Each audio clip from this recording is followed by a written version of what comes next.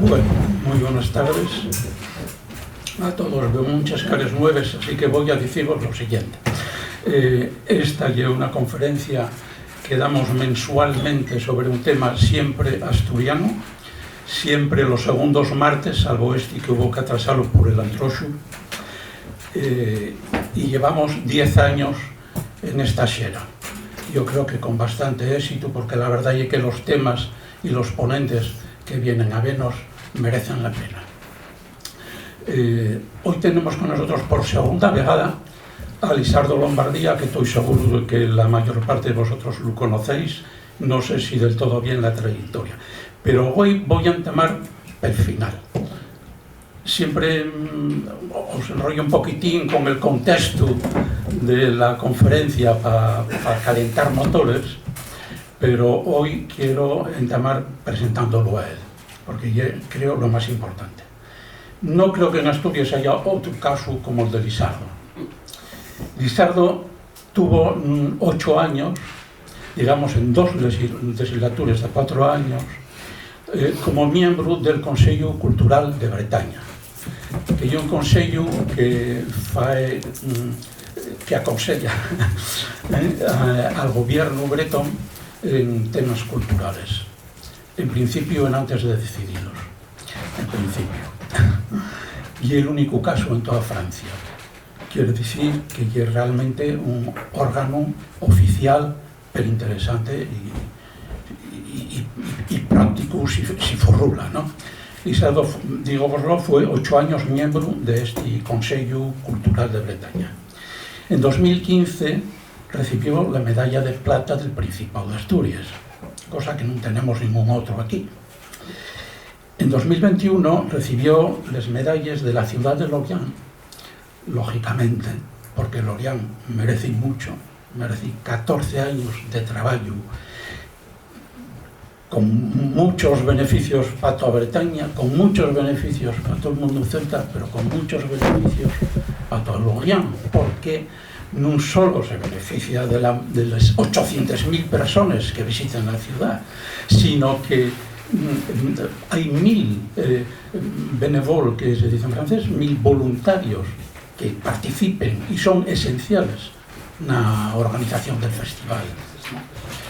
Y es decir, durante 10 días y 10 noches, Lorient y el festival es lo mismo.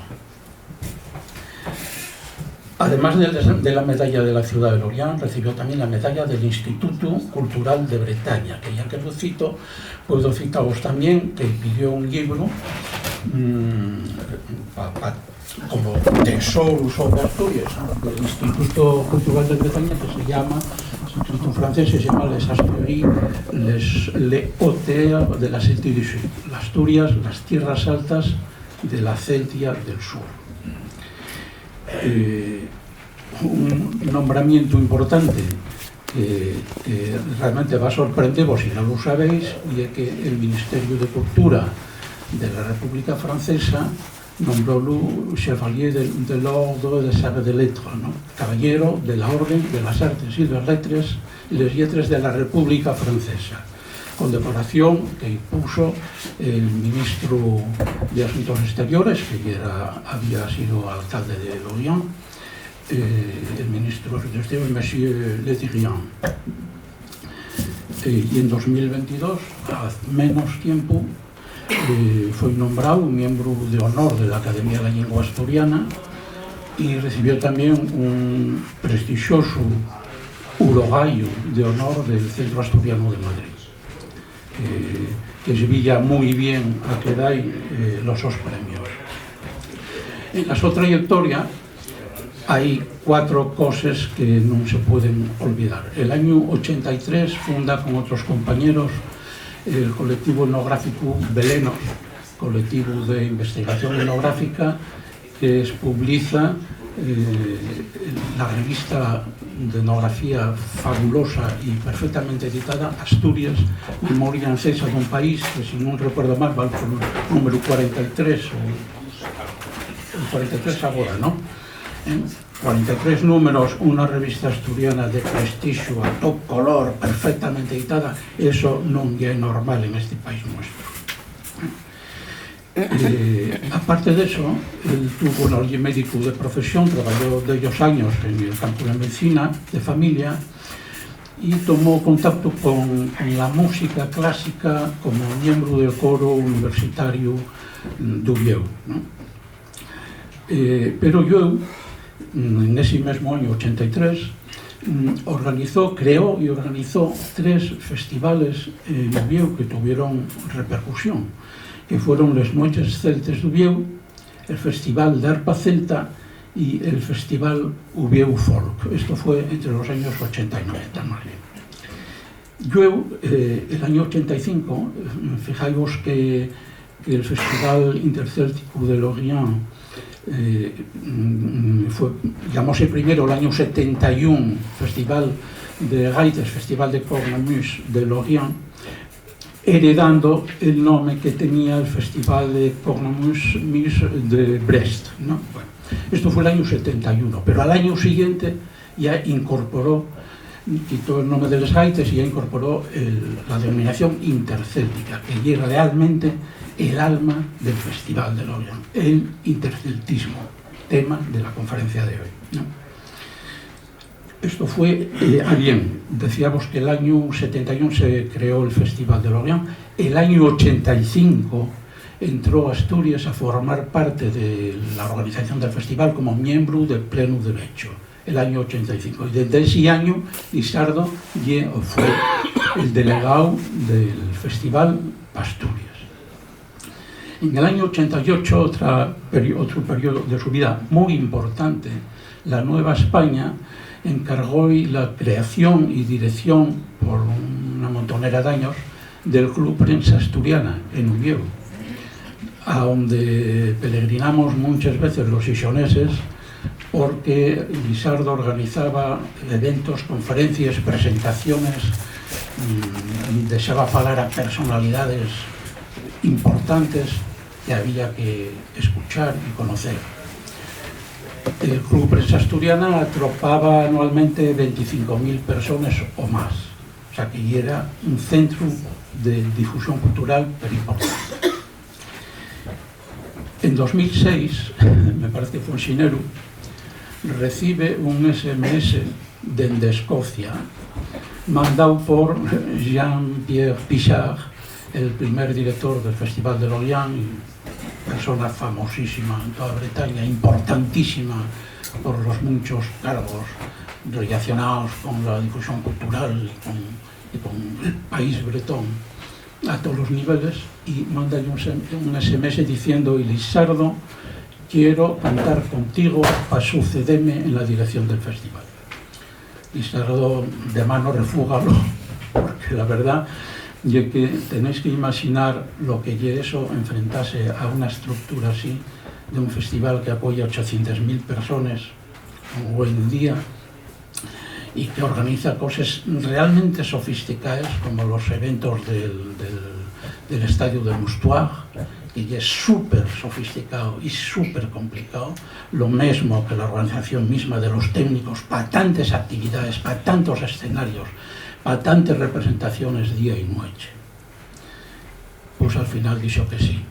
Y entonces desde 2007 a 2021 Lisardo fue el director general del Festival de Lorient. Quiero insistir en este punto que digo ahora. Otra prueba de interceltismo. No fue Pichard quien me encargó la asociación, fue el grupo de fundadores el que propuso a Lisardo, pensando que ya era el hombre del momento, el hombre de la situación, que ya era él, un asturiano, el que tenía que dirigir el Festival de Lorient. Nada de chauvinismo, interceltismo. Y más digo porque tengo muchos amigos bretones, todos ellos adoran a Lisardo, lo adoraron siempre, porque no lo diferenciaban de un bretón. Hizo probablemente además lo que otro bretón no hubiera hecho: llevar adelante la lengua, llevar adelante la bretonidad, establecer más vínculos, más lazos con las asociaciones bretonas, extender el festival a las diásporas célticas de todo el mundo, y es decir, trabajar con una visión, traballar con una visión a largo plazo e marcar objetivos a curto. Así é como se traballaba. E procurando fomentar y afitar muy bien la profesionalidad de los miembros de la organización del festival. Así es como se puede tirar para adelante por un evento tan verdaderamente impresionante. Si no fuisteis nunca, tenéis que ir. Yo tuve la suerte de ir muchas veces a Bretaña, incluso participar bailando incluso en el mismo festival, ¿no? Con el primer año que fui llevaba el traje asturiano en un maletero del coche y en cuanto comenté lo a Víctor, a nuestro amigo común Víctor Fernández Coalla, digo, que tienes el traje en el coche, tienes que desfilar, tienes que bailar, tienes que participar. Y así no fue. ¿Qué más voy a deciros? Iba por el director general del film. Bien. ¿De dónde viene ese interceltismo? Para dar 4 pinceladas nada más y dejarlo a él. Bien, desde que en 1839 un personaje, el Charles de la Villemarqué, que había viajado al país de Gales el año anterior, había plasmado con una convención catopoguil, cultural, festiva, artística y también druídica. Y el año siguiente, después de hacer un largo trabajo a lo largo del tiempo, expulsó en el año 1839 una obra que revolucionó, fue la chispa que prendió el fuego del celtismo, que estaba matagado, pero existía en Bretaña, que es el Barsas Breis, ¿no? Una obra trascendental, obra que solo recoge 100 cancios antiguos de Bretaña acompañados de las partituras. Pero ya que otro personaje histórico importante, de todo esto va a hablar en extenso, el gran Paul Montjallet, este señor que creó el Bodadeg Art Sonerion, que es el Consejo de Músicos de Bretaña. Este señor que investigó, que trabajó con pasión en todos los frentes posibles, este dejó 5.000 melodías recogidas con manetofón pueblo a pueblo a lo largo de Bretaña. Y soy un patrimonio impagable. No quiero entretenerme mucho más. El camino del celtismo, desde aquella primera edición, explosionó, españó por toda Bretaña y, desde mi punto de vista, llega a subrayar 3 cosas nada más para terminar. La primera es que, en mi opinión, ese celtismo prendió en antes la población rural bretona, que descubrió la su propia identidad, en antes mismo que los intelectuales y los expertos y tal aconsejaran y organizaran multitud de congresos y tal para falarlo. El pueblo ya lo sintió en antes. Esa es la primera observación. La segunda, como dice Jean-Pierre Pichard en este maravilloso libro que tengo aquí, que es la historia completa del Festival de Lorient, dice aquí que desde que la xente mozo fizo suyas las tradiciones culturales de Bretaña, el festival españó y convirtióse en un evento absolutamente soberbio y extraordinario, gracias a la xente mozo. Observación que hace Pichard, muy interesante. Y efectivamente, vais a un festnós, y una fiesta de noche, y veis fuera, que esto ya he vivido por mí, veis fuera un grupo de guajes que queríais un poco cambiar de acera, porque dices, joder, no me fío pasar ahí y tal, pues vaya pinta que tienen y tal, y aquellos guajes corrían a la sala Carnot, donde se celebran los festunos, que se dice en plural, corriendo los primeros, pasé los primeros en danzar la danza bretona. Un festnós y algo que cambia la apreciación de lo que lleva una sociedad, porque todo el mundo, tenga la edad que tenga, sea de la clase social que tenga, todo el mundo vaya junto, con con música bretona, por supuesto, pero baila xunto, agarrados de los codos ou de las manes, en fileres ou en círculos. Todo o mundo baila xunto, sin importar a quien tiene aliado. Eso fai pueblo, eso fai nación. E outro tema de la xente xoven, los círculos célticos, que son, digamos, las escuelas de danza e música tradicional, ¿no? Lleno de xente mozo, lleno por todas partes de xente mozo, a cientos, non estamos falando de 4 amigos, a cientos, per toda Bretaña, los círculos célticos. E tercer elemento, e con esto acabo, los bagadú. Bagadú é plural de bagat. Bagat é la gaita, la banda de gaites e bombardes, que son los dos instrumentos sonoros de viento, vamos, del bagat, y luego la percusión, ¿no? Son cientos de personas en un bagat, o menos, depende, pero puedes atopar cientos de personas tocando, y el que no toca es un raro. Todo el mundo toca algo en Bretaña, todo el mundo conoce un instrumento, todo el mundo baila, y es realmente un país impresionante, hermano de las demás naciones que vienen a Bretaña. Y dice otra frase de Pichard, de ese libro, y es muy guapa, dice: cuando entamamos el festival, los países celtas que venían a nos, tratábamoslos como familia, pero ya era un poco artificial. Hoy en día ya una familia de verdad, todo el mundo se conoce y se reconoce como una familia, venga de donde venga del mundo. Eso dice Pichard en este libro. Bueno, no me rollo más.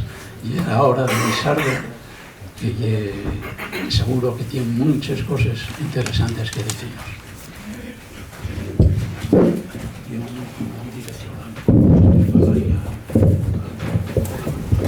A ver, ¿se me siente?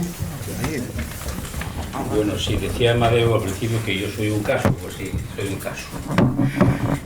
Pero hoy no vamos a hablar tanto, que é imprescindible facelo e de hecho non va a quedar para prou, tanto de Bretaña e de lo que significa dentro de la familia intercéltica, como del fecho de esa trayectoria que hubo desde la cultura celta como elemento identificador de determinados pueblos y comunidades en toda Europa, y cómo eso evoluciona de lo que se llama la reivindicación de los orígenes hasta llegar al interceltismo como un elemento dinamizador y sobre todo con proyección de futuro universal.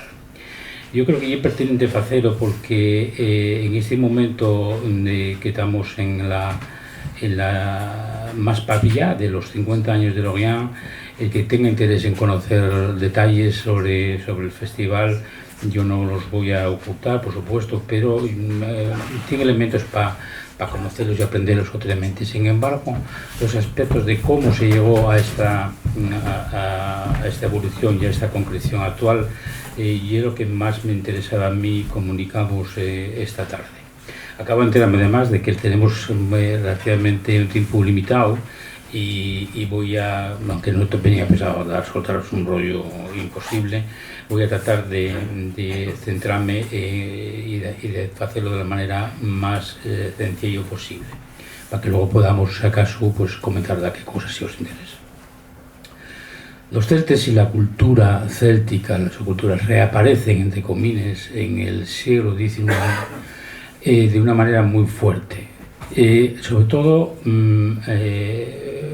si ya empezaba a hablar de la cultura céltica y de los galos en concreto, desde el siglo XVI para acá, los intelectuales y historiadores se interesaban por la cultura prerromana antigua. A partir del siglo XIX, cuando todo explosiona en el momento del romanticismo. Y el personaje que veis en la diapositiva y uno de los grandes culpables de que esto sea así.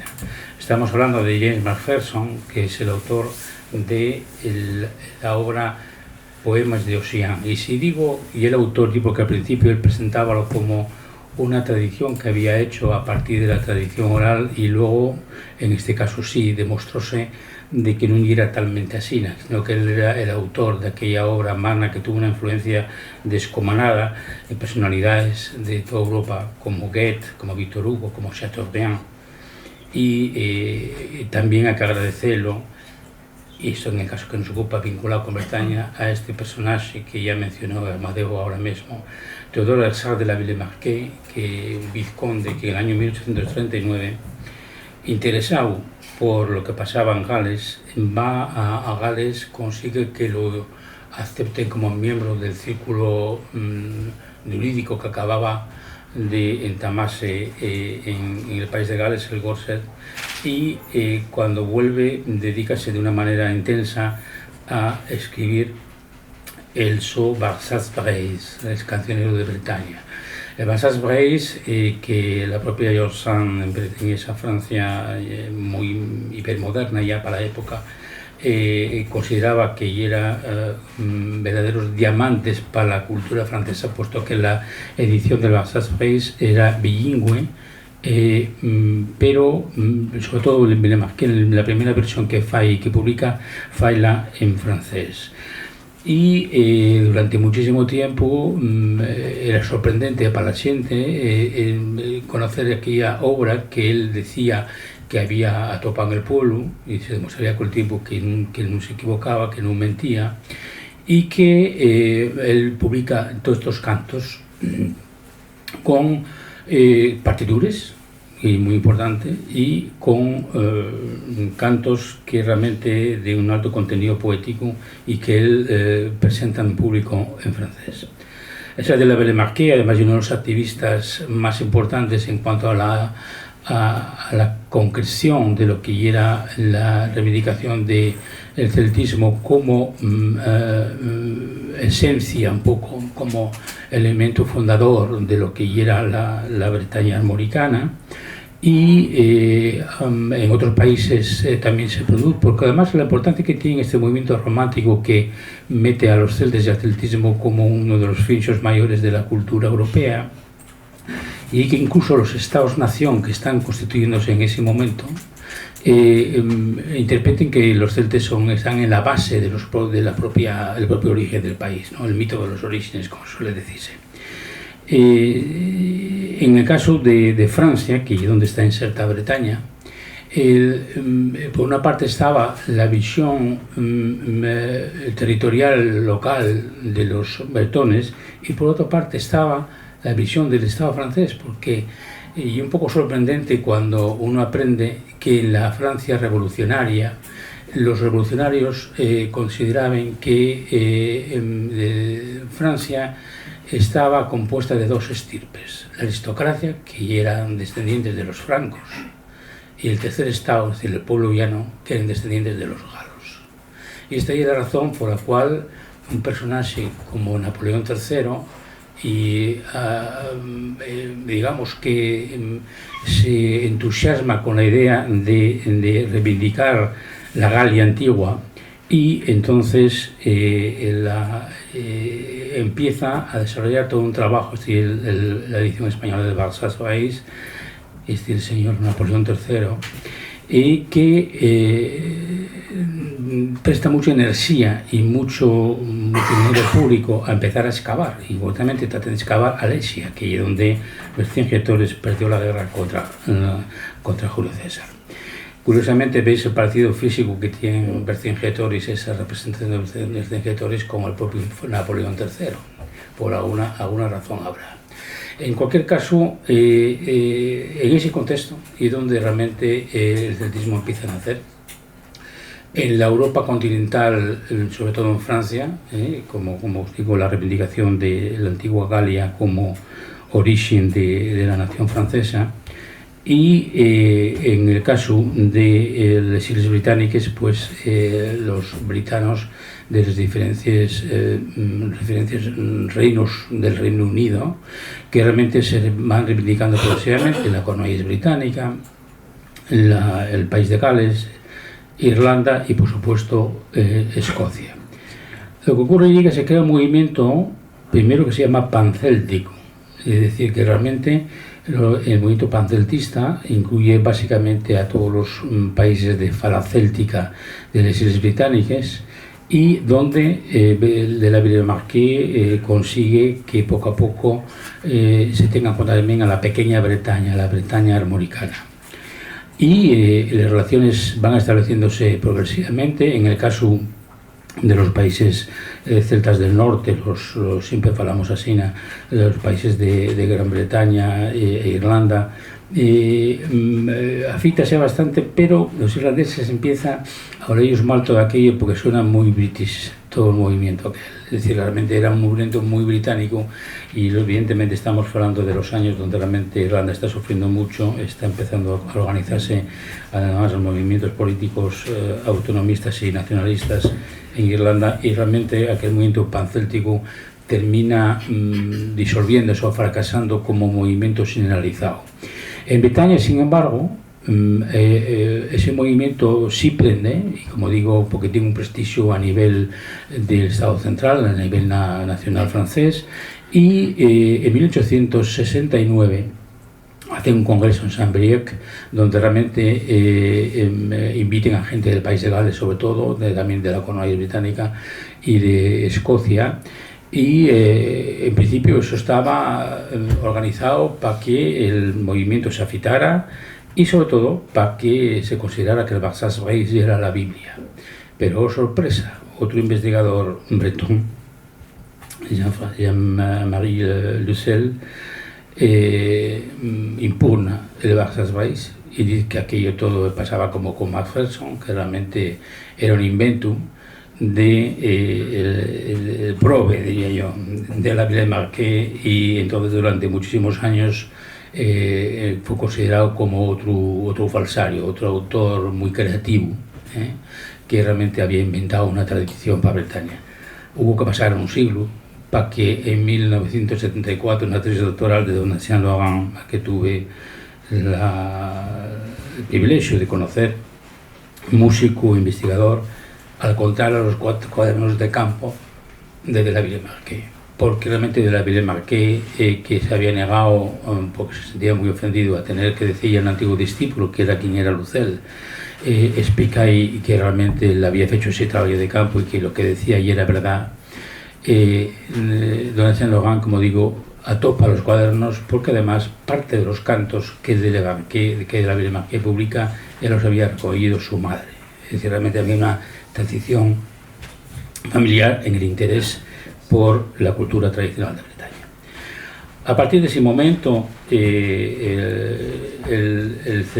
a partir de 1869, a pesar de todo, el celtismo en Bretaña prende como corriente ideológica, un celtismo que no tiene nada que ver con ese concepto de la nación republicana francesa, sino como un elemento de puesta en valir, como dicen ellos, porque aunque ahora lo digamos mucho en España y un galicismo como una casa, de valorar la cultura propia y la cultura céltica de Bretaña como un elemento de identidad importante. De todas maneras, lo que quiero decir con todo esto que os acabo de contar, y que realmente el celtismo nace como un elemento vertebrador para muchas identidades en Europa, no solo las culturas minoritarias y minoritarias, sino también incluso en los Estados-nación. El mayor ejemplo es Francia, pero no solo.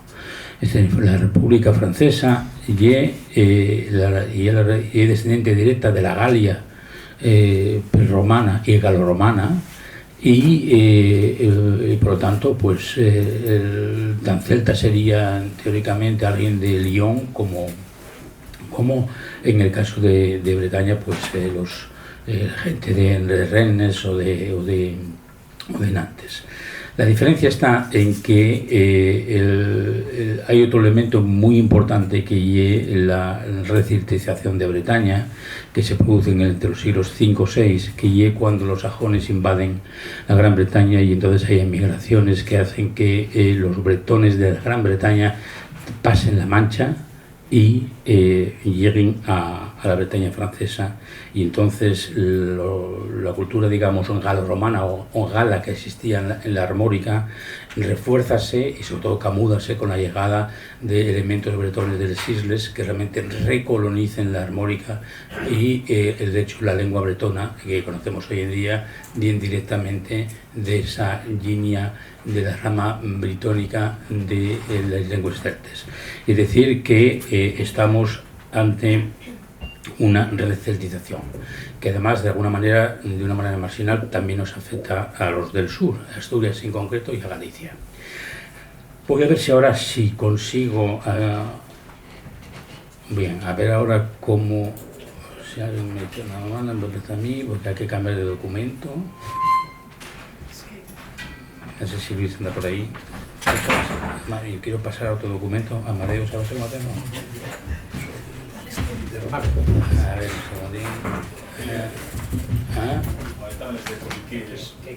Sí, sí, otro documento, sí. Es que yo queda...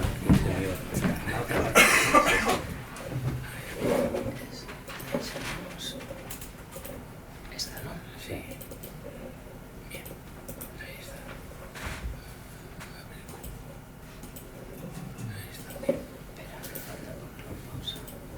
Muy bien. Y luego ya directamente voy pasando. Bien, pues entonces estábamos todavía en los inicios del celtismo en la Bretaña francesa, y como a partir de los años 70 del siglo pasado, digamos de 2 siglos ya, digamos que va consolidándose esa visión global de una cultura celta como fundamental dentro de la Bretaña francesa. A partir de ese momento la evolución vendrá y iremos viéndola poco a poco, pero lo que está claro es que a partir de esa primera visión romántica donde se atribuyen elementos celtas o orígenes celtas a todo o casi todo, lo que se dio a llamar la celtomanía, los estudios arqueológicos, los estudios históricos, lingüísticos, fueron poco a poco durante el siglo XX poniendo las cosas en su sitio y deseando para Prado cantidad de elementos que realmente no hieren de la cultura céltica, sino que realmente hieren pura ensoñación de mucha gente. De todas maneras, lo que está claro es que la cultura céltica antigua podemos rastrearla desde la toponimia, nombres como Deva, como Ludunum, referido a Lyon o a Lugo, como muchísimos ejemplos. La mitología comparada, de aquí hay una persona en la sala que sabe mucho de esto, de mitología comparada, y por elementos materiales no nos da por pensar, porque nadie nos lo contó, que la rueda de Bandón, o sea, la rueda con llanta de fierro, de los carros antiguos, de la rueda maciza, y una creación céltica, y proteger la madera para que dure más el elemento. Los juegos toneles, les pipes de sidra, les toneles de vino, y una invención céltica. Evidentemente gustaba a ellos pimplar un poco. Era el arau de fierro, la cota de malla, la ferradura, el xabón. Una cosa es que los árabes también tuvieran algo que ver, pero ellos son los que realmente universalicen en Europa el uso para la higiene del xabón. Es decir, hay cantidad de elementos que están ahí, y sobre todo hay cantidad de elementos en el imaginario, en la mentalidad y el imaginario colectivo de toda Europa que realmente están muy vigentes y que hoy en día pueden rastrearse. Y aquí llegamos a algo que por lo que yo quería tocar, güey, que era ¿qué pinta, cuál es el papel que juega Asturias en toda esta corriente céltica? En Asturias produce prácticamente en la misma época las mismas tendencias que en el resto de Europa, y eso hay que desearlo cada vez más claro. Aquí tienes una diapositiva, Antigüedades y cosas memorables del Principado de Asturias, de un autor de Cangas de Narcea, no precisamente de la Marina, que era Luis Alfonso de Carballo, que además el libro que él hace sobre la historia de Asturias, el título ya es muy evidente, Antigüedades y cosas memorables del Principado de Asturias, y es la primera historia escrita de Asturias. Da datos muy interesantes. Primero, entronca dentro de la corriente lo que se llama los periplos o los orígenes un poco fantásticos y míticos. Pero lo curioso en este caso es que él ya nos vencella con Inglaterra. Y dice de una manera claramente textual que el año 255 antes del nacimiento de Cristo, el nacimiento de nuestro Señor, escribe él, los asturianos atraviesen la mar y conquisten Inglaterra. Evidentemente, y una fantasía, pero y interesante el hecho de esta precisión que realmente da. Y era muy común este tipo de elementos de precisión prácticamente en toda Europa en ese momento.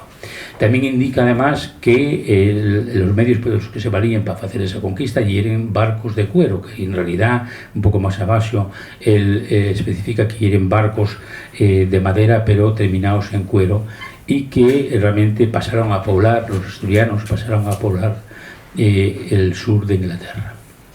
Evidentemente, como digo, unos orígenes y unos contactos míticos, pero ahí están, igual que en el resto de Europa, como digo, ese vínculo, esa importancia que se da a la celtización.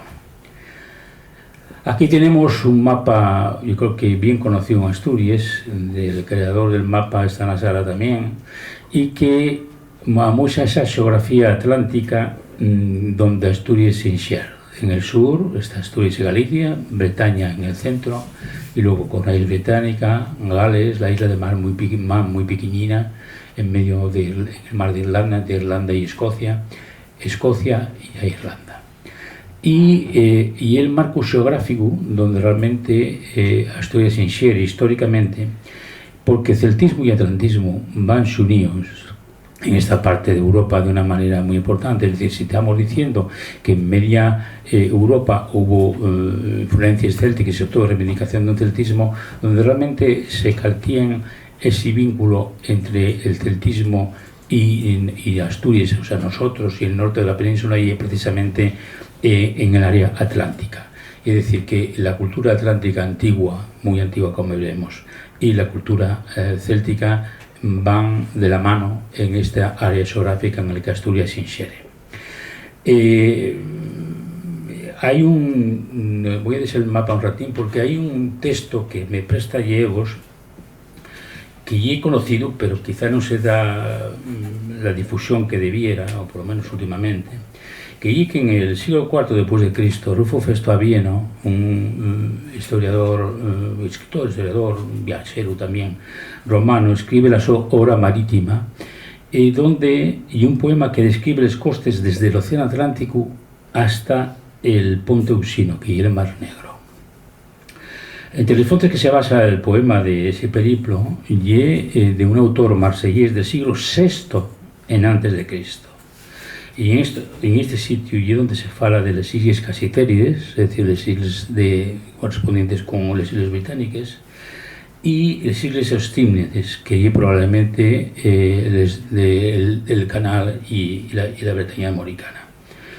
El texto dice: después de aquello de que hablamos más arriba, se descubre un gran golfo de extenso mar hasta Ofiusa.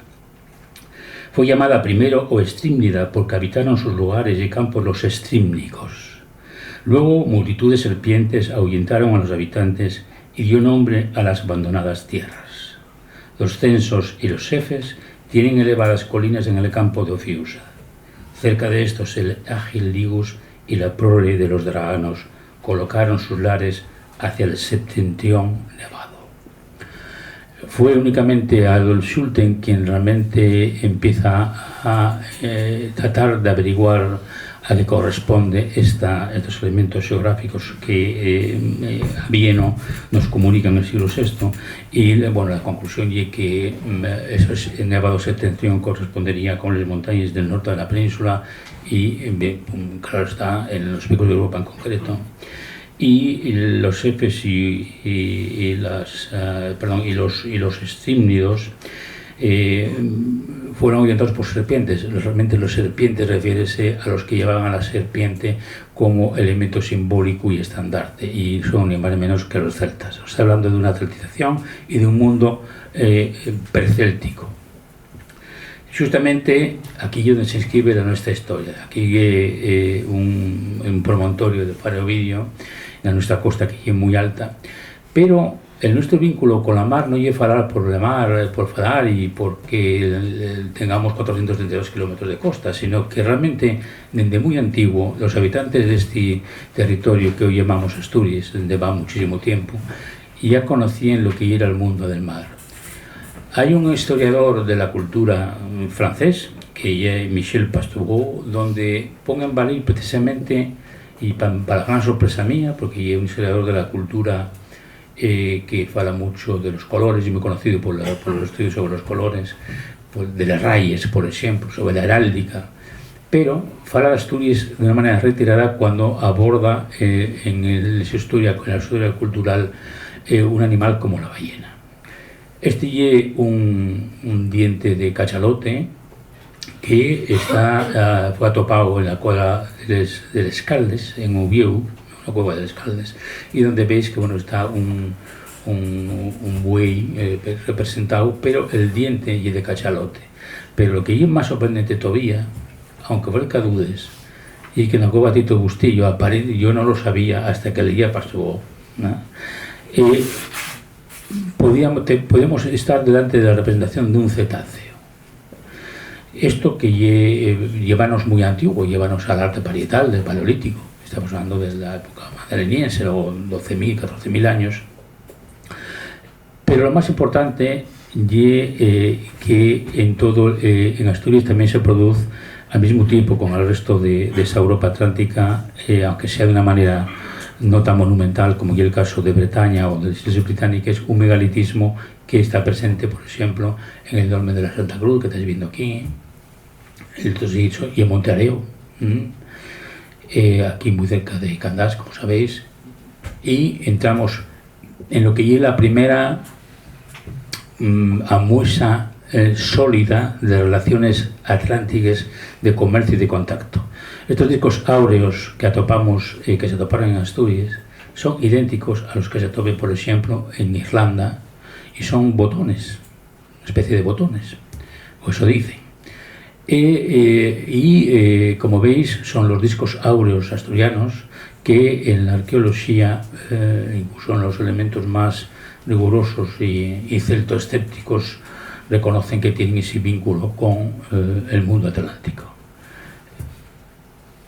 Otro ejemplo, este es del país de Gales. Como veis, hay cierta familiaridad, y llegamos también a los haches de bronce. Estamos hablando de 3.000 años antes de Cristo, aproximadamente 3.000, 4.000 años antes de Cristo, donde con los haches de Talonllanilles, y aquí ya tenemos el castro de Coaña. Pero vamos a parar un poquillín en los haches de Talonllanilles. Yo faremos un cacho de esas representaciones del arte paleolítico en Asturias, donde realmente la mar está muy presente. Bueno, no hay que escaecerse otras cosas muy importantes. Hay un periodo en la historia antigua, la historia antiquísima, diríamos, que ya era asturiense, y que tiene más o menos que los comedores de mariscos. Son los concheros famosos de Bañugues, y etcétera, etcétera, y se llama asturiense precisamente porque allí donde se empezaron a topar esos restos, realmente y donde se pudo definir ese periodo del Paleolítico inferior, que realmente corresponde a esta domina, es decir, un poco antes del Neolítico. Si seguimos con esta historia del bronce atlántico, hay una relación, por lo tanto, con Bretaña. Estos haches de bronce, haches de talón, en Bretaña hay auténticos depósitos bien organizados, que se considera hoy en día que podían ser incluso una especie de banco, puesto que realmente más que un hacha utilitaria serían haches votives. En Irlanda encuentras también. y como digo, que quiera que visite el Museo Ecológico Nacional de Dublín va a encontrarse con los discosaurios que acabamos de enseñaros. Por lo tanto, se produce una muestra directa de esos contactos con el norte en vía marítima y sin olvidarse también que el bronce produce por una aleación de cobre y estaño y que las islas Casitérides son muy ricas y que los barcos que se dirigían hacia el norte, ya nos lo contaba a Vieno de alguna manera, pues realmente pasan enfrente de estos costes de Ofiusa que se corresponden con nos. A partir del siglo, siguiendo las teorías clásicas que vamos a ver ahora enseguida, a partir del siglo VI, incluso más para atrás, octavo, sexto antes de Cristo, empieza la celtización y le empiezan a aparecer los poblados fortificados. Y el Castro de Coaña, conocidísima la imagen, y que se asemejen de una manera casi por pa con los hill forts de las Islas Británicas. Es decir, estamos hablando de un tipo de poblamiento y de defensa con casas cuadradas, distintas de otros ejemplos de los oppidum más de la Galia, que son más cuadrados, aunque los hay también redondos, y hubo aquí unos años de una gran batalla, diría que histórico-ideológica, sobre lo cuadrado y lo redondo de los castros. Bueno, pues este es un ejemplo, y este es la Campa Torres, con las murallas de módulos que vengan en Tama a poner orden cuando se excava la Campa Torres en esa visión sobre la celtización de Asturias. Esto es una lápida que especifica lo de Astur y Lugono, es decir, los habitantes de Asturias, de las etnias que poblaban Asturias. Hay una estirpe que nos lleva directamente hacia el elemento Lug. Lugus era uno de los dioses celtas mayores. Y al final, como digo, de la etapa del bronce atlántico, construyense los castros y empieza una celtización donde la celtización no es como se nos suele decir, yo llego y hago desaparecer lo que hay anterior. No, hay un mestizaje, hay una hibridación, y por eso es lo que da la especificidad a ese celtismo tan variopinto que vemos a lo largo de la historia. Después de Astur y Lugones vemos estos cascos maravillosos que se encontraron en Ribesella y que se empezaron a poder ver hace un par de años nada más en el Museo Arqueológico de Asturias. La espada de Sobrefoz, veis la detrás, y estos cascos recuerden muchísimo a un elemento que es un puñal de Antenes, que corresponde a esta época de la Edad del Fierro. Aquí vemos arriba del todo, veis la diadema de Moñes, de la colección Soto Cortés, que se llama así porque pertenecía a este ilustrado de Cangas de Onís, pero hoy en día parece ser que la colección Soto Cortés, una gran mayoría de estas joyas que se atoparon en la colección, no vienen propiamente de Cangas de Onís, sino de un sitio que a mí me presta mucho, que es Ellas, y que es en mi concello donde yo nací, de Llaviana, en el Meruxial en concreto. Este es el candelo de Gundestrup, que es una de las joyas que se considera más importantes para identificar toda la mitología y toda la cosmovisión del mundo celta antiguo.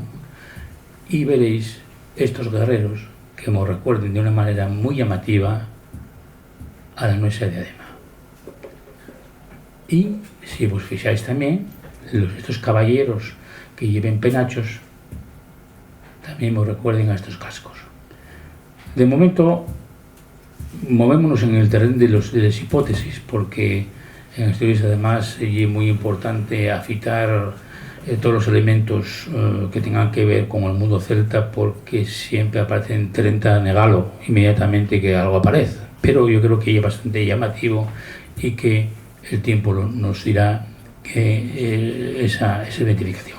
Los torques, que son los collares rígidos que típicos no solo de los celtes, pero de una manera fundamental de ellos, aparecen en Asturias. Si no me equivoco, este es el torque de Llangreu, con el remate en doble escocia, que se llama. Y entonces ahora vamos a entrar a hacer un pequeño parón, que es lo interesante que lle ver cuáles eran las teorías de la celtización cuando empieza el gran discutinio a partir de los años 50 en Europa sobre el celtismo. Aquí veis, los celtes serían unos pueblos que empiecen a identificarse como tales por parte de los historiadores griegos sobre manera en el centro de Europa, es decir, en Hallstatt, en Austria y en Letten, en Suiza, y a partir de ahí van expandiéndose hacia las Islas Británicas, hacia la península ibérica, inclusive hasta la Anatolia, donde, si os acordaréis de los Gálatas famosos de la Biblia y de la epístola a los Gálatas del apóstol San Pablo. Bueno, pues sigue, digamos, el mapa clásico hasta va muy poco tiempo. Y eso era lo que realmente hacía que los elementos célticos en Asturias y en Galicia y en España en general fueron dudosos para el noroeste, porque realmente no concasaban con el esquema de lo que se considera el celtismo, digamos, fetén, el celtismo de alto valor añadido, que era la cultura ateniense. Pero es aquí que unos historiadores británicos, después de una polémica tremenda sobre los celtas, sobre los habitantes del Atlántico, creen una nueva teoría que cambia radicalmente la visión que se tiene hoy en día. Y es decir, había celtes en Aten, evidentemente, había celtes en Hallstatt, evidentemente, pero, oh sorpresa, en realidad el movimiento sería del Atlántico hacia el centro de Europa y no al revés. Esto que está todavía en discutinio y que seguro que dará mucho que hablar por mucho tiempo, poco a poco fae caer sobre todo el velo de la duda, y es decir, antiguamente, pues eso, si tenemos en cuenta primitivo esquema, nosotros seríamos unos elementos marginales, pero en la nueva teoría seríamos elementos principales, porque a partir del vaso campaniforme va consolidándose en todo el oeste unas poblaciones que realmente podemos considerar como celtes por los elementos lingüísticos y genéticos, porque la genética y el estudio de ADN permite hoy en día ver el movimiento de poblaciones y permite a los asientes, y no son opiniones de dos aficionados, no, estamos hablando de Barry Conlife y de John T. Koch, que es un lingüista uno y arqueólogo otro, que son ni más ni menos profesores de Oxford de un gran prestigio, y que realmente da la vuelta al calcetín de lo que sería la teoría de cómo aparecen los celtas en Europa. Eso evidentemente a nosotros ayúdanos a entender muchas cosas, presta a saber de que a lo mejor las cosas tuvimos mucho que ver en esa constitución del mundo atlántico que pasa al mundo céltico, pero como digo, es un debate que va a durar muchísimo tiempo. Lo que sí es cierto y que, por ejemplo, en las lingües originales de los celtes hay una coiné también lingüística donde entran desde el lusitano a lo que se hablaba en Galicia y en Asturias y en la parte norte de la meseta, vinculado con ese mapa que veis ahí, hacia las Islas Británicas, y a partir de ahí se expanden hacia el centro de Europa. Todo esto es, como digo, los trabajos de, en este caso, de John Koch y Barry Conlife, que son los que realmente afiten esa teoría y la defienden a capa y espada. He discutido de ahí. Los arqueólogos son muy dados a batallas encarnizadas, y imagino que tardará mucho tiempo en aclararse muchas cosas, pero por lo menos si antes ya nosotros formamos parte de esa Celtia clásica marginal, ahora somos menos marginales y probablemente tengamos más protagonismo del que realmente se nos atribuía. Veis donde está ahí la división de las lenguas actuales, cómo está la rama britónica y la rama goidélica, la goidélica y la del gaélico, y habrá en Escocia, en Irlanda, y la rama britónica y la que se fala en Gales, Cornualles, la Gran Bretaña, perdón, la Pequeña Bretaña, y luego otras lenguas que son especiales. En el caso del celtibérico, que hay una lengua especial, no directamente vinculada de una manera 100% con el noroeste, sino fruto del mestizaje con el mundo ibérico. El mestizaje es algo muy,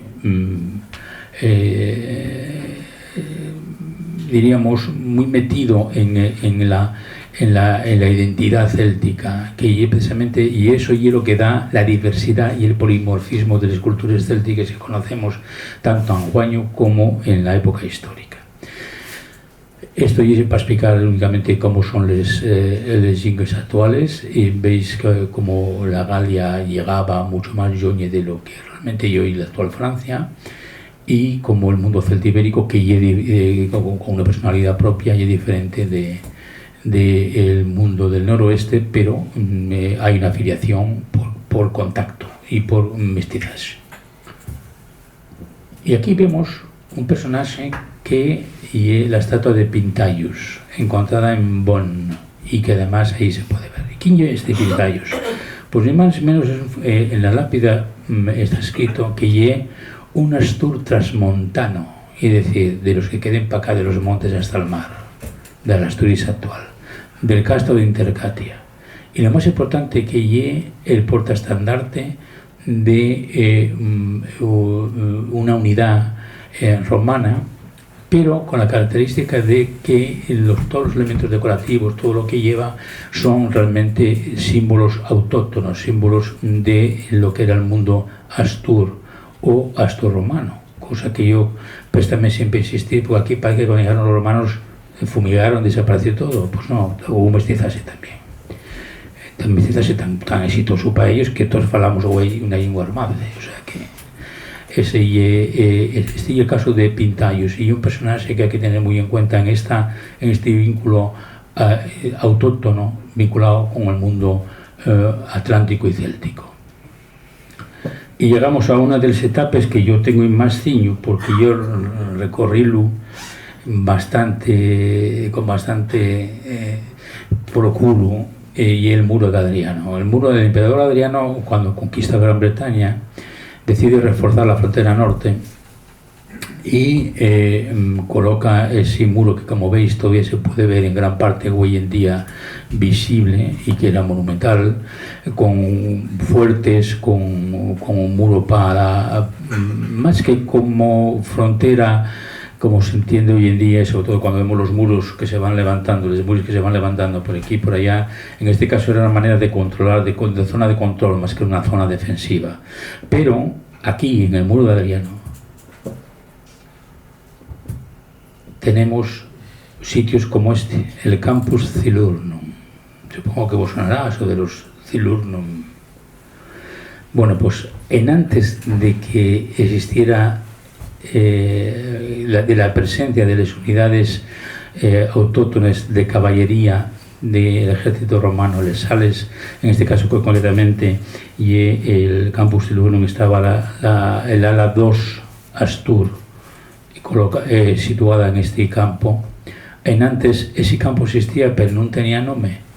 Pero a partir del año 122, que ya cuando llegan la unidad está Astur, y llamas ese campo Campus Cilurnum.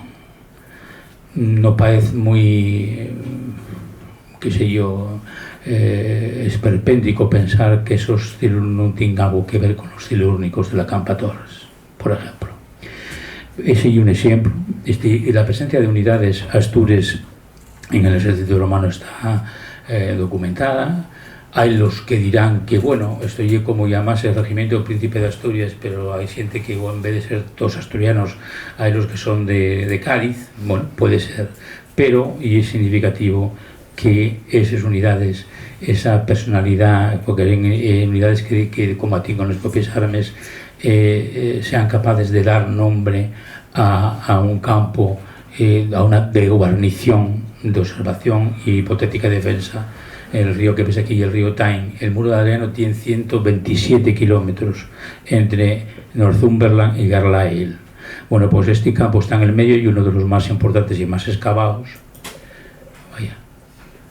Y aquí veis una estela de montado en un jinete montado sobre un caballo, y no sé si os llama la atención, ese caballo no es un caballo muy grandón, ¿no?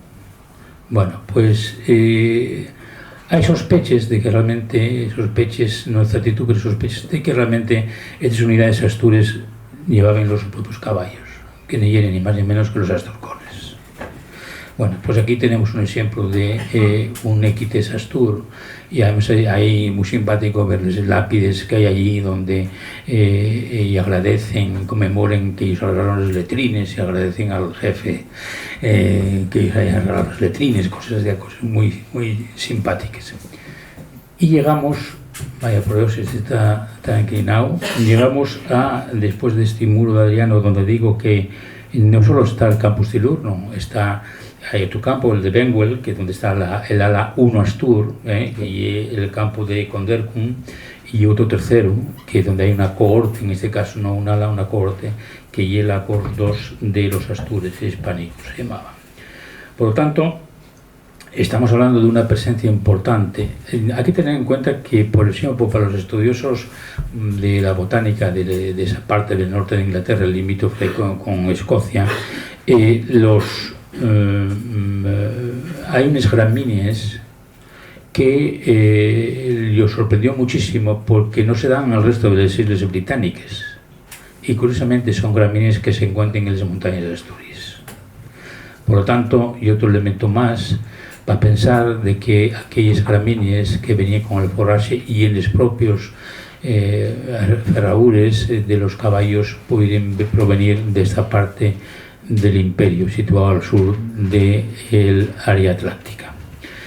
El personaje que veis aquí es Maelok, y una representación de Maelok, evidentemente, que fotografié en Bretoña, que en Bretoña es el nombre de una parroquia de Lugo, muy cerca de Asturias, Santa María de Bretoña, en la Pastoriza. Y Maelok era el obispo de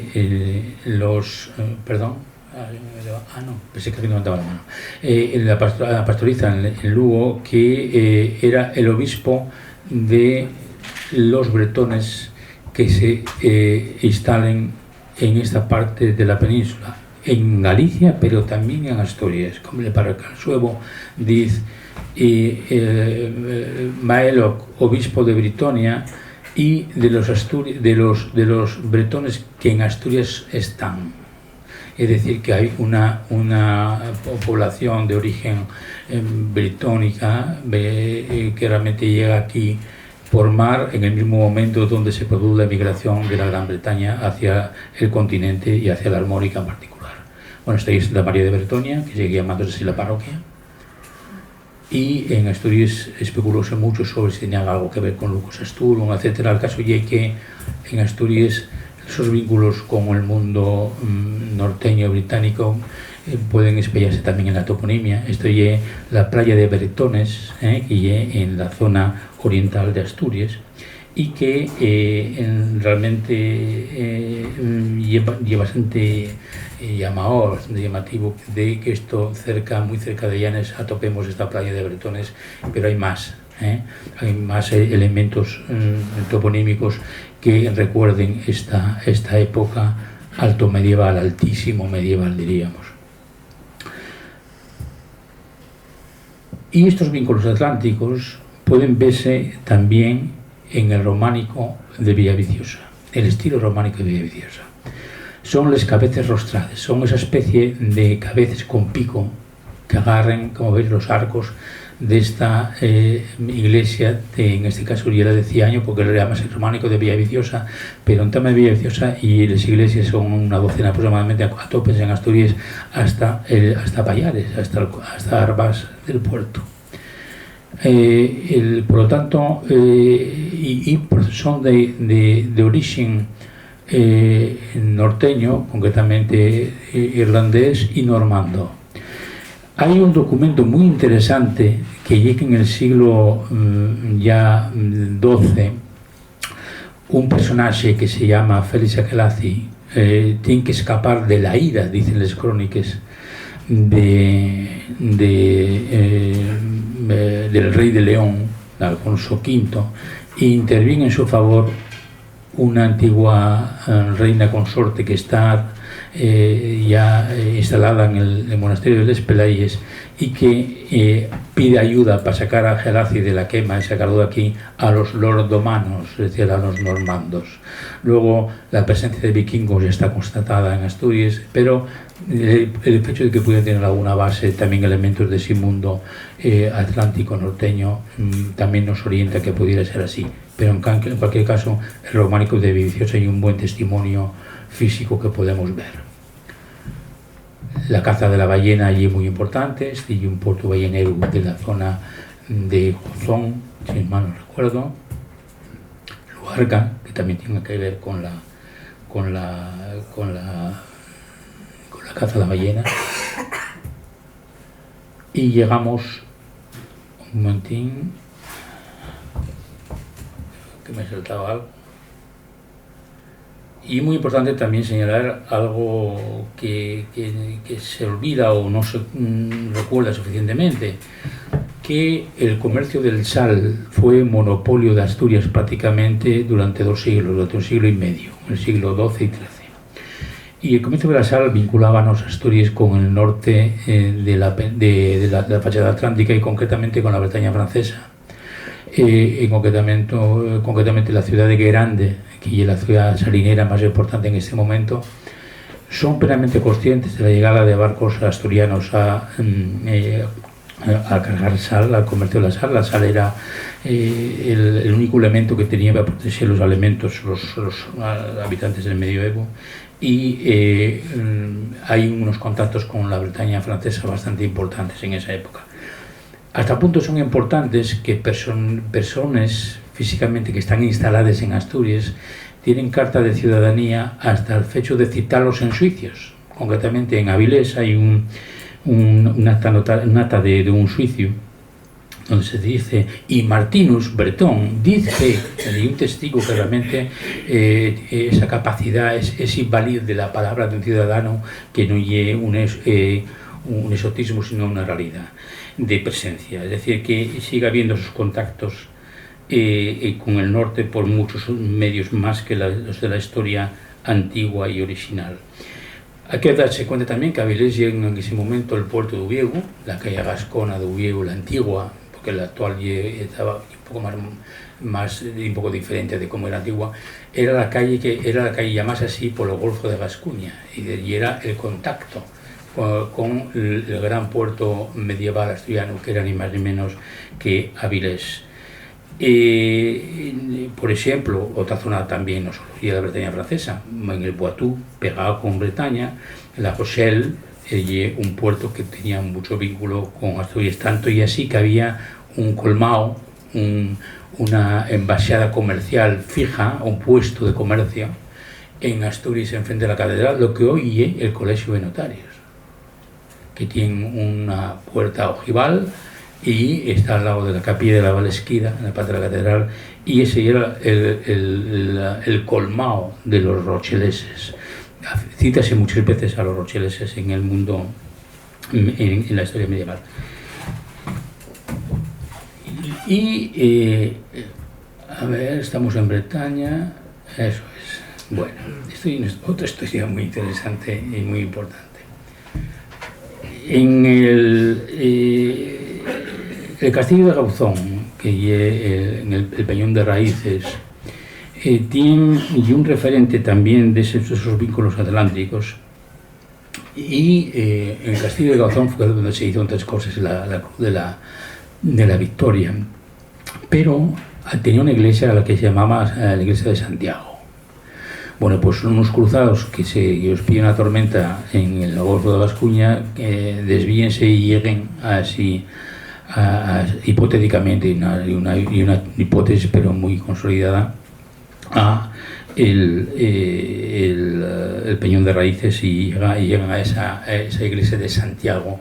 El puerto llaman un Mala Rupis, y en realidad estamos hablando de lo que sería los anicios de lo que es el puerto de Avilés, lo que luego sería el puerto de Avilés. Esta historia que os quiero contar ahora, que yo estoy haciendo todo esto porque realmente la historia de Asturias con el mar y una especie de puzzle que vamos descubriendo y construyendo paso ante paso y que no lo tenemos presente y que realmente esto afita ese mundo atlántico que llamamos también céltico, porque ahora hay muchas razones para ello, porque se superponen los dos.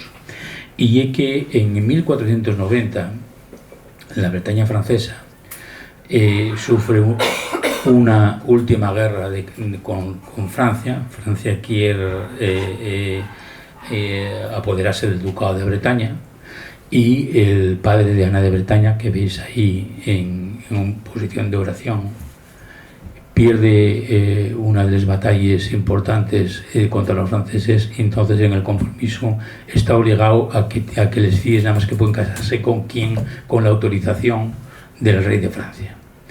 El caso es que desesperado el duque, como sabía que venía encima, intenta casar con otros, entre otros Maximiliano de Austria, el antiguo, y llega a casar. Lo que pasa es que por poderes el matrimonio no se consuma y los franceses ataquen Bretaña. Esa guerra de Bretaña dura durante 2-3 años y da esa circunstancia de que Ana de Bretaña era sobrina nieta de Fernando el Católico. El vínculo es que su madre era navarra y entonces Fernando el Católico y tío abuelo porque era hermano de bueno, hay un vínculo familiar entre ellos, que ella la sobrina nieta y el tío abuelo. En realidad Fernando de Aragón y Leonor I de Navarra, que es la abuela de Ana de Bretaña, son hermanos de dos matrimonios diferentes, pero son hermanos, por tanto ella es tío abuelo. Y que entonces Ana de Bretaña pide ayuda a mucha gente, no solo al rey católico, pero hay una correspondencia entre el rey católico, y eso estudió Juan Uría Macua, por el cual piden ayuda al rey católico, y el rey católico, que estaba ya súper enguedellado con la conquista de Granada, contesta a Ana de Bretaña y a los emisarios que él no puede mandarles un contingente, digamos, regular como el que tiene en este momento bajo su mando, porque realmente está enguedellado con la conquista de Navarra, pero que como alternativa y propone que mandáis, y dice textualmente el documento, algunos de mis mejores guerreros del Principado de Asturias. Y entonces el rey católico manda al representante de la corona en Asturias que organice el envío de 400, un contingente de 400 personas, 200 lanceros y 200 iba a decir en francés, ballesteros, que realmente embarquen en Asturias para apoyar la causa de Ana de Bretaña. Perdieron, esas cosas hay que decirles. Pero, curiosamente, la consecuencia es que por su desempeño en Bretaña hay 19 familias, 20 tengo contadas yo, perdón, que lleven los armiños en esos escudos. Este escudo tan guapísimo que veis aquí y el de la casa de los Omaña y tan cangas de Narcea. Pero los Omaña tenían escudos y propiedades en otras zonas de Asturias, de la costa. Este es de los Omaña, este y otro detalle del escudo, donde se ve los armiños claramente, que es el símbolo de Bretaña. Este es el de los, creo que es de los Castañón, veis, hay nada menos que 8 armiños en el escudo. Este de los Duque de Estrada, hay un amigo común de algunos que estamos aquí, que es Ignacio Iglesias, que la su mujer es Duque de Estrada, y tienen con gran sorpresa para él, porque no lo sabía, tienen el armiño también en el escudo. Y finalmente, de todos estos datos que voy pasando, y Tirso de Avilés, el que realmente en el siglo XVI nos fala de la heráldica asturiana. Y en este concreto el apellido Lozana también lleva armiños. Y es interesante que Tirso de Avilés dice, a ver si lo tengo por aquí, que espero que sí.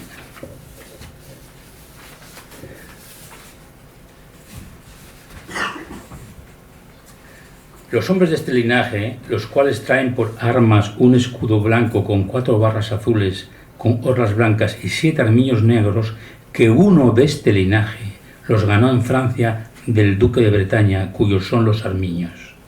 Esto y un documento que certifica como el uso de los armiños. Probablemente hay otros que probablemente no lo sean, pero yo solo sé que yo conté 20 familias en Asturias que en el escudo familiar portan los armiños precisamente por haber dio a luchar en favor de la causa de Ana de Bretaña. Una Ana de Bretaña que terminaría siendo 2 veces reina de Francia, pero que gracias a ella mantuvo, por el sacrificio de ella al casarse con el rey de Francia cuando perdió, en los acuerdos matrimoniales mantuvo el ducado y solamente la mala suerte, entre comillas, de que tuvo una fía en vez de un fiu, hizo que cuando nació la Sofía Claudia, casada con Francisco I posteriormente, no pudiera mantener el ducado, porque realmente si realmente se hubiera sido hombre el heredero, el ducado se hubiera mantenido. Son cosas de la historia y la historia y el concepto de género, que diría un moderno. Finalmente, estamos llegando ya casi al final de este repaso, como digo, de este puzzle de los vínculos atlánticos. Ya lo sé. Que cuando se produce la celebración de la guerra de Napoleón, contra Napoleón, en 1708, la Junta General del Principado declara soberana y manda emisarios a Gran Bretaña.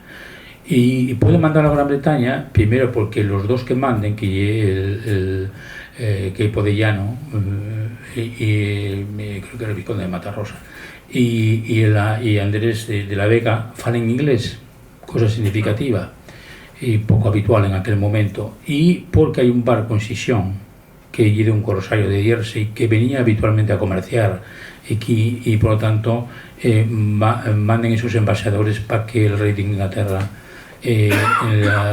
ayude a la sublevación, a la auténtica revolución de 1808.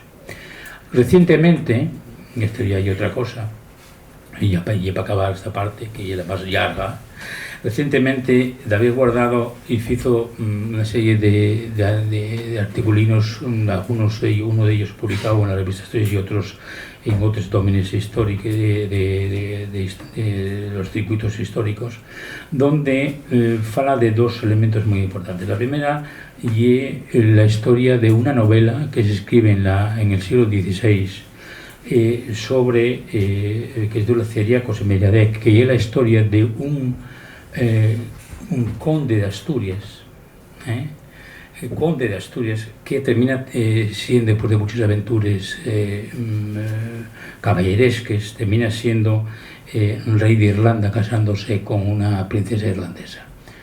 ¿Qué significa esto? Pues que la Asturias y su existencia y su importancia geopolítica era conocida por parte del resto de la Europa más próxima a nos. Y precisamente por eso esa novela, que tuvo un grandísimo éxito hasta el punto de ser traducida en verso al Scot, que es el dialecto de escocés, y que existen copias de esa novela, nos habla precisamente de un hipotético conde de Asturias. Por cierto, escriben Asturias y otras veces Esturie, y hay que recordar que Esturies, Sturn, Stern, realmente hay un término celta para indicar río. Y ya para acabar con este repaso, el apellido Esture encuentra en las islas del Canal de la Mancha.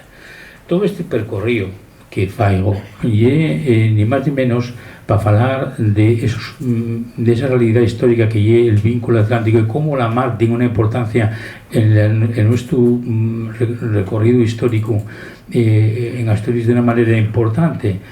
La mar, por una parte, porque el Atlántico es un eje absolutamente vertebrador de toda la fachada y estamos incluidos en ella de una manera clara, y también que el celtismo viene a sumarse a esta conexión atlántica. Para acabar, pues no me resistí a otro tema que también estudié, el Consejo Soberano de Asturias y Lleón. reunidos en la Casa Blanca de aquí de Xixón, y que cuando tienen que evacuar Xixón en el 37, escapen por mar. ¿Y a dónde llegan? Otra vez, a Bretaña.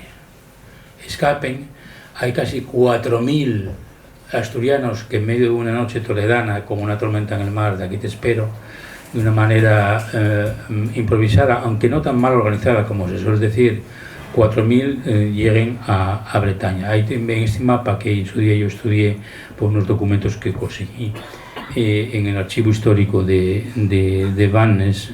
Están indicados todos los barcos y a dónde y a qué puerto llegaban: a Lorient, a la isla de Ye, a la isla Abelil, a Quiberon, pero lo más importante, y aquí, el Abascal, que llega a Douarnenez, en la costa occidental. Digo que es importante porque es donde va la plana mayor del Consejo Soberano y Belarmino Tomás entre ellos.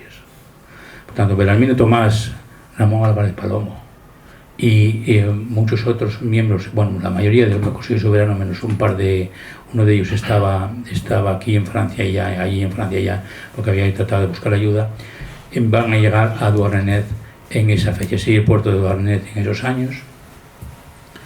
Y yo puedo aseguraros que en Douarnenez las noticias que tenían eran relativamente vagas, y después de haber contado yo un poco la peripecia al director del Museo Marítimo, allí invitó a dar una conferencia a la cual pues pude ir y bueno, estaba abarrotado de gente y interesó muchísimo toda esta peripecia. Tuvieron muy poco tiempo allí, el Consejo Soberano y todos los demás que llegaron a Bretaña Francesa, gracias al consulado español en París, en 48 horas ya se habían movilizado para llegar a la frontera catalana, que es donde ellos querían seguir la guerra. Pero esa es otra historia que no es la de hoy. En cualquier caso, lo que quiero decir con todo esto es que la historia atlántica de Asturias no se circunscribe ni una ensoñación, ni a una cosa cogida por los pelos, porque dentro de muy poco va a salir el número 43 de la revista, como tú preguntabas antes, y vamos a publicar en Belenos precisamente una última noticia que nos resultó francamente novedosa y importante comunicarlo. Durante 40 años, desde 1870 hasta la Primera Guerra Mundial, hubo toda una flota de pesqueros, precisamente de Douarnenez y de toda la fachada bretona, que venían a Asturias con barcos cetaria a cazar, a pescar langostes. Pero no eran ni uno ni dos, no, es que desde Tapia de Casariego hasta Lastres hubo años en que la prensa se falló de que pagables al precio, un precio ridículo, 70.000 langostes acá desde Asturias, hasta un momento determinado que el Ministerio de Fomento inquietase, entonces empieza a poner aranceles donde antes no se daba ningún valir, puesto que el consumo de langosta en ese momento era el marisco no se consideraba como nosotros lo podemos sentir hoy en día. Pero, ¿y esto por qué? Pues simplemente por el desarrollo del turismo en Bretaña, que hay una gran demanda de gastronomía bretona. Bueno, pues durante 40 años, incluso con la presencia de emigración de algunas familias del sur de Bretaña, concretamente ayudados de una en concreto con fotografía y todo, asitiados en Yastres, que venían desde Quiberon, la península de Quiberon, el sur de Bretaña. Y es decir, la historia de Asturias con el Atlántico y la historia de Asturias con Bretaña en concreto es una historia vieja, pero también en un continuum histórico, donde el celtismo sopa mucho. Bretaña es un país que supo, primero, geográficamente está en medio del arco atlántico, ya lo visteis, por tanto realmente tiene una posición estratégica muy interesante, muy importante. Y sobre todo además fue capaz de crear un movimiento que el interceltismo, que primero céltico y luego intercéltico, que realmente es la clave del futuro de todo el arco atlántico europeo y en concreto, si me permitís, de Asturias. Bretaña es un ejemplo grande de lo que yo llamo el cosmopolitismo céltico, y es decir, son celtas, son bretones, pero están abiertos con una gran apertura a todo lo que realmente ellos venga de fuera. Y por lo tanto son de alguna parte, pero son ciudadanos del mundo porque son de esa parte que quieren ser, que son y la Bretaña francesa. Cuando desde el 2007, ya lo dijo antes Amadeo, pues yo llegué a la dirección del festival. Efectivamente procuré que de Lorient esa visión de celtismo y apertura fuera más habitada, y sobre todo que la identidad bretona tuviera muy presente. Pero no solo eso, en Bretaña por ejemplo celebran años dedicados a l'Acadie, que es curiosamente una colonia y un territorio francófono en la Canadá británica. Nosotros en Lorient, en Bretaña, defendíamos que de todas las lenguas minoritarias hay que defenderlas en el mundo, incluso los franceses, en Canadá. Pues realmente eso está ahí. El fil del Festival de Lorient y Bretaña, y el Festival de Lorient en concreto, y el portaestandarte de una cultura celta cosmopolita en este diseño. Y es por eso por lo que Lorient hoy en día es reconocida como la auténtica capital intercéltica, y es algo que realmente se reconoce, y que por fin, después de mucho esfuerzo, porque hubo que convencerlos a modo, el ayuntamiento colocó una placa que sirve también para otras cosas hoy en día, porque en todas las pintadas también toca alguna de vez en cuando, de alguna protesta. Hay una gran placa de circulación donde se habla de esto, Lorient, capital intercéltica, y donde hay una representación de músicos de cada país, inclusive, lógicamente, los de Asturias. Y hay una, si antes citaba a Jean-Pierre Pichard, mi predecesor, Amadeo, hay una frase que complementa la que él mencionó, que hace unos años, decía él, un intelectual bretón declaraba que el interceltismo nunca había existido. Igual tenía razón, pero la historia se escribe cada día, y ahora el interceltismo existe, lo hemos encontrado nosotros. Es decir, la fuerza del interceltismo es clave, porque el celtismo como movimiento cultural y la presencia de su fuerza creadora y una realidad que no solo tiene influencia en el arte, en la literatura, en la música, que es lo que más conocemos probablemente, pero no solo, sino además abre anguaño la puerta a nuevas expectativas económicas y de cooperación política en el marco de la Unión Europea. Hay que reconocer también a Lorient que otra vuelta más fue visionario, y hace más de 30 años que creó el Club K. El Club K, que es una cosa que parece algo marginal y una tienda donde solo se puede acceder por invitación, y una tienda grande, una carpa grande, realmente hay un círculo de empresas para poner en relación a las empresas bretones entre sí y a las empresas bretones con otras empresas del mundo. Entre ellos, pues los países invitados, cuando se declara país de honor un país determinado. Asturias estuvo presente en más de una ocasión, y actualmente el Consejo Regional de Bretaña, el órgano de representación político del país, está implicado a modo en afitar las redes institucionales de Magar lleva más de 20 años. En concreto, en 2004 creó un convenio de cooperación con el país de Gales, con el festival como Enyaz. A partir del Brexit, la orientación cambió. Sigue manteniendo los contactos con el norte, pero interesa ellos sobremanera el sur. Por eso, en el año pasado, en 2023, el Consejo Regional de Bretaña, con la ayuda del Sofitu de la Alcaldía y el Festival de Lorient, crearon los primeros encuentros entre países del arco atlántico de regaño celta, precisamente para tratar de afondar en los aspectos económicos e inclusive políticos de lo que es como grupo de trabajo de cara a la Unión Europea. Como perspectiva de trabajo inmediato en Asturias, y donde yo quería llegar al final, Asturias no puede perder ese tren.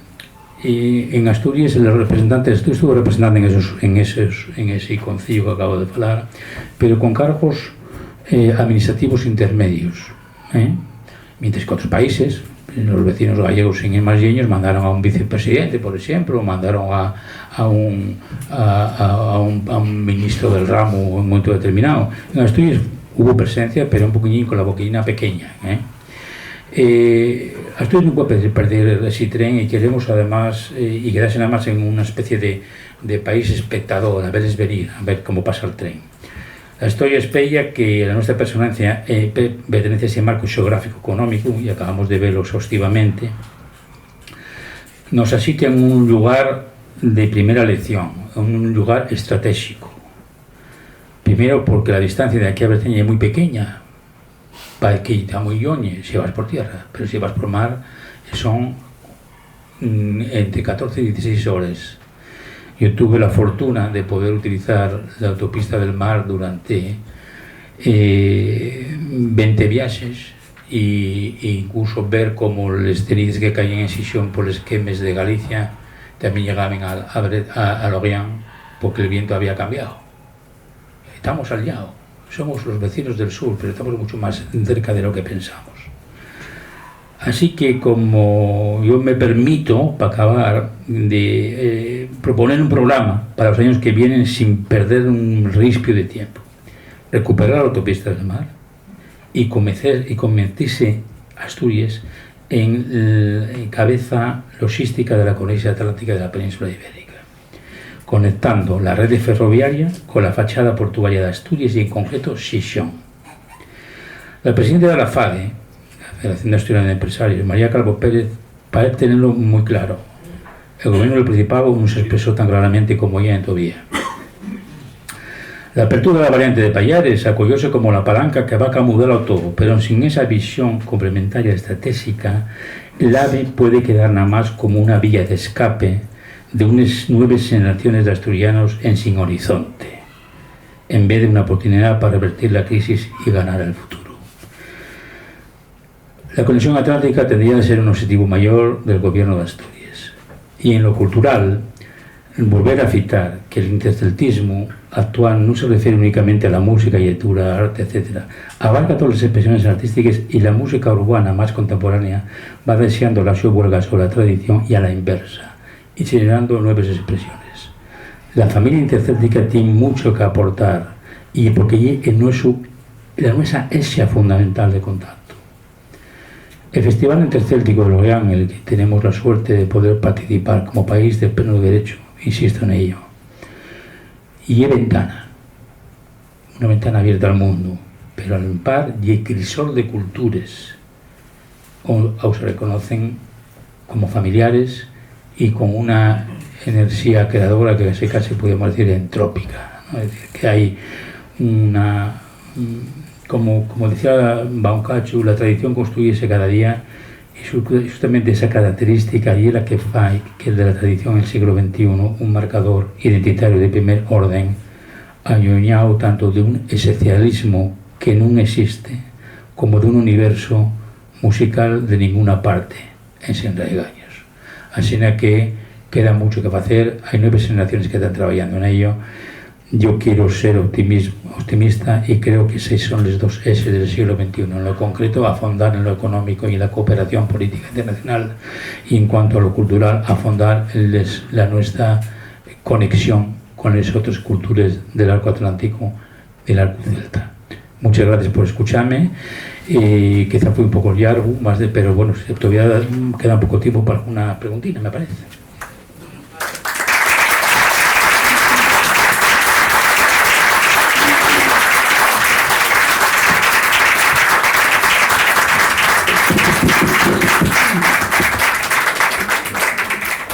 No queda tiempo para preguntas, lo siento.